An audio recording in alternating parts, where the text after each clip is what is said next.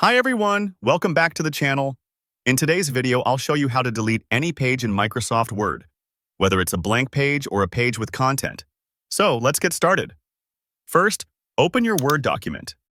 Place your cursor at the top of the blank page. Now press the backspace key. If the page is completely empty, it will disappear instantly. Delete a blank page using Navigation pane. Next, go to the View tab at the top.